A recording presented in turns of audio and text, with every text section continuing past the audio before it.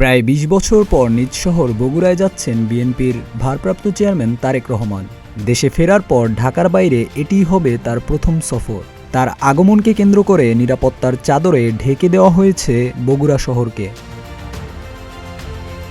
তারেক রহমানের আগমন উপলক্ষে নানাবিধ কর্মসূচি হাতে নিয়েছেন বিএনপির নেতাকর্মীরা। বগুড়ায় পৌঁছে ১১ জানুয়ারি রাত্রিযাপন শেষে পরের দিন বিএনপির চেয়ারপারসন বেগম খালেদা জিয়ার দোয়া অনুষ্ঠানে অংশ নেবেন তারেক রহমান। আমাদের প্রিয় নেতা, বগুড়ার মানুষের সন্তান, বগুড়ার মানুষের অত্যন্ত আপনজন বিএনপির ভারপ্রাপ্ত চেয়ারম্যান জনাব তারেক রহমান দীর্ঘ ১৯ বছর পর বগুড়ায় আসছেন। তো আমরা বগুড়াবাসীর সহযোগিতায় জেলা বিএনপি আমাদের অঙ্গ সহযোগী সংগঠনগুলো আমরা বিভিন্ন প্রস্তুতি নিয়েছি এবং আমরা ইনশাআল্লাহ শতভাগ প্রস্তুত আমাদের নেতাকে বরণ করার জন্য, তাকে স্বাগত জানানোর জন্য।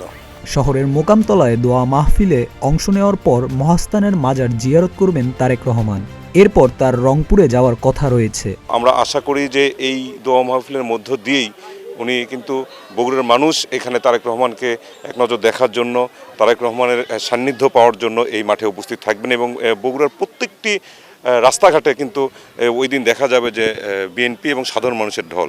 তো এটাতে বোঝা যায় যে তারেক রহমানের নেতৃত্বে আগামী দিনে বিএনপি যে একদম সুন্দরভাবে এগিয়ে যাচ্ছে, এটা নতুন করে আসলে বলার কিছু নেই।